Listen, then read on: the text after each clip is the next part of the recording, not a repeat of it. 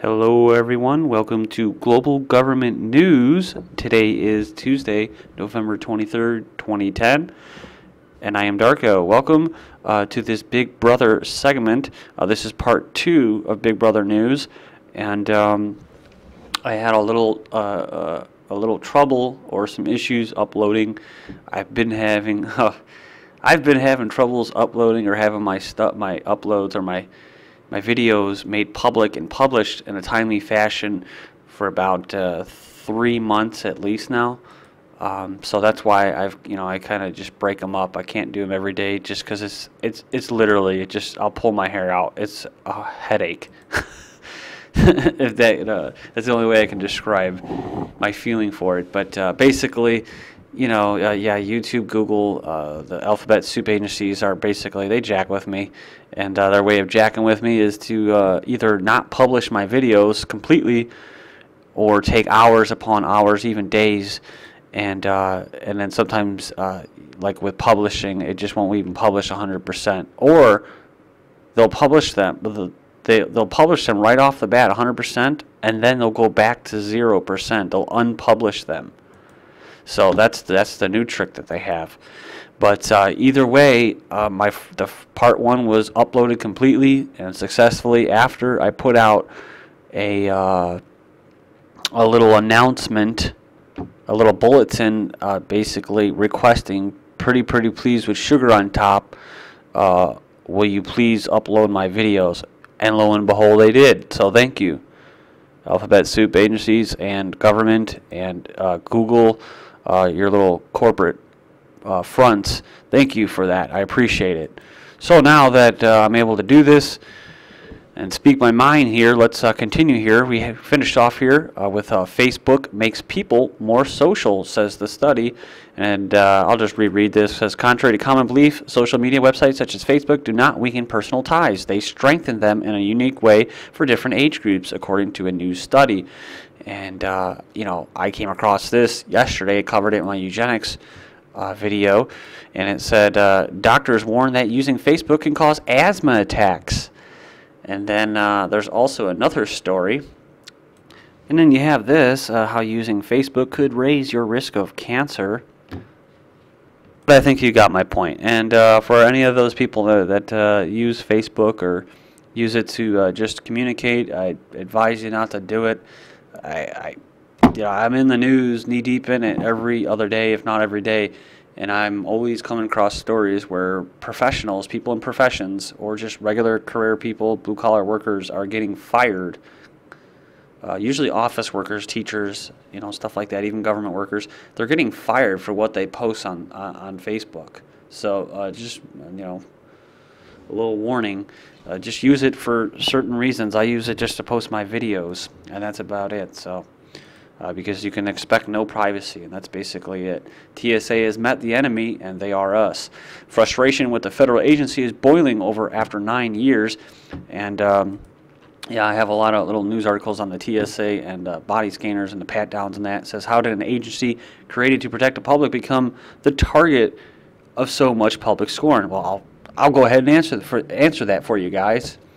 Or maybe you already know the answer. They were never meant to protect you or me or anybody. After 9 years of funneling travelers into ever-long lines with orders to have shoes off, sippy cups empty, and laptops out for inspection, the most surprising thing about increasingly heated frustration with federal TSA may be that it took so long to boil over. So there you go. Plenty of other news to cover here about this. Says U.S. has no plans to retreat from traveler pat-downs. This is from November 21st. Air Security Chief says risk requires tighter screening. So the ends justify the means. Heavy U.S. holiday air travel season underway. Senior lawmakers want review hearings of TSA policy. Says U.S. Homeland Security officials have no plans to back away from airline passenger security pat-downs despite traveler complaints that they violate constitutional rights. And talking about an unreasonable search and growing congressional concerns about the policy. Moving on. More TSA horror stories emerge while agency ponders what to do. And you can go here and check this out. talks about how some are true and then some are made up and that. So it's kind of a facts-fixing story. TSA now needs false flag security incident to convince Americans to accept obscene pat-downs. I discussed this with a friend of mine, and we both agree that you know, the powers that be always win. I hate to say this, guys. I mean, the best way to win for just, you know, for privacy and for freedom, you know, people that are for those things, is that you know, you don't have to storm the Bastille, you don't have to revolt, you just have to think like an individual, and you can protest with your dollars. That's most, you know, do it peacefully. But as far as these body scanners go and these pat downs, I believe that they're not going to back down. They may back down a little bit. For the most part, those body scanners aren't coming out of airports. So, and whenever the government changes something or legislates something or incorporates something, it usually does not get retracted. Usually does not get taken away. So it's permanent. And you can just choose not to fly or do whatever you got to do. But, you know, as far as a false flag, yeah, I mean, we both discussed this, and we said that, you know, down the road, you know, they got all of this right now in the news, and they're, you know, when the mainstream media covers something, you know, to me, there's always a reason for it. So why are they covering this? Why is the mainstream media actually taking the side of people who are pissed off about this, right? Even though we've been talking about it, you know, here, you know, us in the freedom movement here have been talking about this for what, about a good year and a half now. But now it's in the mainstream media. Now the sheeple are talking about it. So it's like, so now what's going to happen? Well, if there's a false flag terrorist attack, well, of course it's going to be tied to Yemen. I mean, that's what everything else seems to be tied to, the little Yemen. And they'll say, oh, see what happens? See what happens? It's all your fault, you freedom lovers, you privacy lovers.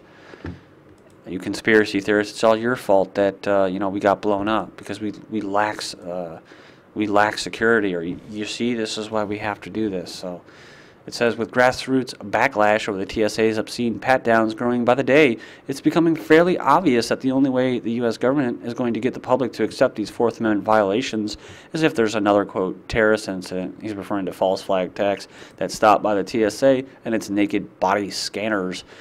This is an older article. This is actually from, what is this, August, so July 17th, 2010. TSA Chief John Pistole to put priority on rail and subways, protecting riders on mass transit systems from terrorist attacks will be a high priority as ensuring safe air travel, the new head of the TSA promises. So basically what he says in this article is that he wants the same type of security that's in, well, it's not really him, right? He's just doing whatever these little councils, these little international councils on security and that tell him, right? But basically he wants the same type of security that is in airports right now to be rolled out in subways and rail cars. And then you go down here, and he says, Pistole says he wants TSA workers, including 47,000 screeners at 450 airports, to operate a, quote, national security counterterrorism organization fully integrated into the U.S. government efforts. Quote, I want to take the TSA to the next level, Pistole said. So, and this is, you know, from InfoWars here. Beck, Obama will blame terror attack on TSA resistance. This is something that's, you know, it's always always a possibility, always an option on the table. But you know, I get my, you know, I get some news from InfoWars. You know, I question Alex Jones. I think maybe he may have been legitimate at once, but I think he's basically a shill now. I've pretty much known that for a year now. But you know, he's obviously one too. So you know, you take it with a grain of salt. But either way, you know, I think the point is the point I was trying to make was made. Members of Congress exempt from TSA AIT full body scanners, and this is just, you know, par for the course. You know, they don't even have to go through it. They don't even have to be subjected to it, and that's why Ron Paul was recently calling for you know, all senators and congressmen to go through these suckers and get felt up. It says threat level audit faults TSA's training of airport scanners as rushed, poorly supervised.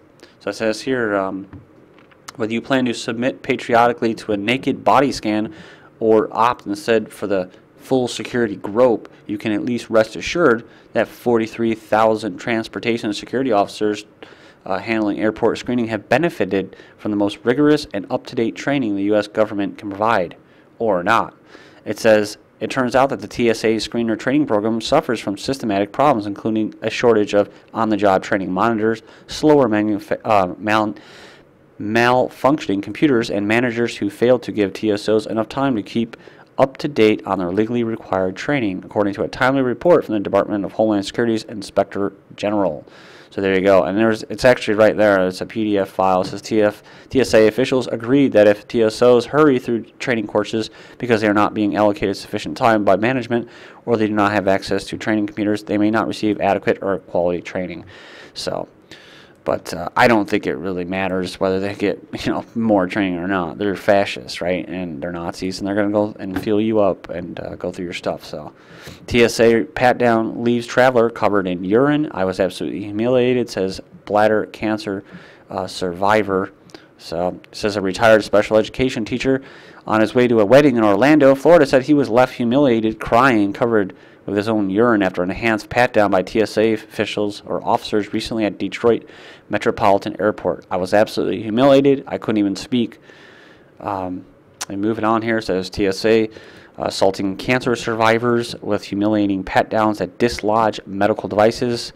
So it says new evidence is emerging that the TSA is assaulting and humiliating cancer survivors as part of its aggressive pat-down procedures. It says last week a breast cancer survivor and former flight attendant who lost one of her breasts to cancer was forced by TSA to remove and show them her prosthetic breasts as part of their security pat-down procedures. $11,000 fine, arrest possible for some who refuse airport scans and pat-downs. Says if you don't want to pass through an airport scanner that allows security agents to see an image of your naked body, or to undergo the alternative, a thorough manual search, you may have to find another way to travel this holiday season. TSA is warning that any would-be commercial airline passenger who enters an airport checkpoint then refuses to undergo the method of inspection designated by TSA will not be allowed to fly, and also not be permitted to simply leave the airport. So you can't even rip up your $1,000, $300 plane ticket and just walk away. You can't even just lose your money and say, you know what, F it. You're going to actually get charged $11,000 on top of that for not having to go to the body scanner. That's why it's my little theory that there's something about these body scanners. They want people going through these suckers, because when people resist, they didn't even ask for their ID. The ID isn't even that important to them. They just want people, they want sheeple going through these things. They want the slave getting radiated or whatever it is that these things are going to do. I think it's going to unwind your DNA. And, it has something to do with that. So, and also they want to get every slave into a database with their biometric body scan. TSA chief warns against boycott of airport scans. So this is the big latest propaganda that they're putting out there now in the mainstream media. They want the slaves to feel bad, and they want them to really suffer going through the airports as if they don't already suffer, right, through all the lines. Now they're going to say, oh, well, now you're really going to wait. So now if you go to the airport, you better be ready to just make it like a 2-day thing, an all-day thing. It's going to suck. Right? And they're going to blame it all on the people that are for privacy and don't want to be felt up or go through body scanners. The nation's airport security chief pleaded with Thanksgiving travelers for understanding and urged them not to boycott full body scans on Wednesday, lest their protests snarl what is already one of the busiest, most stressful flying days of the year. So, and Pistol said Monday that such delaying actions would, quote, only tie up people who want to go home and see their loved ones. Ooh, like you really give a shit, you fascist piece of scum. TSA chief resisting scanners just means delays. So despite tough talks on the internet, there was little, if any, indication of a passenger revolt at major U.S. airports. See, you don't have to revolt. Just don't go through them. Don't fly. Screw them, dude. Airport security protests likely to bog down travel. So see, they're just letting all the slaves feel bad. Oh, it's all your fault. So TSA promise, oh, no cavity searches. So see, this is the same old tactic. So see, they take it to the limit, they push it to the limit, push the envelope, and then they say, oh, but we're not going to do cavity searches. I didn't even know that was on the table. But hey, oh, that's great. That means that maybe we're not going to get cavity searches for at least another year. So instead of stopping the groping, which is what people want in these body scanners, they're saying, oh, well, we're not going to cavity search. They're like, well, we never talked about cavity searches. What are you talking about? So it makes it seem as if they're scaling back. They're not scaling back. Anyways, be on the look for Big Brother. Thank you.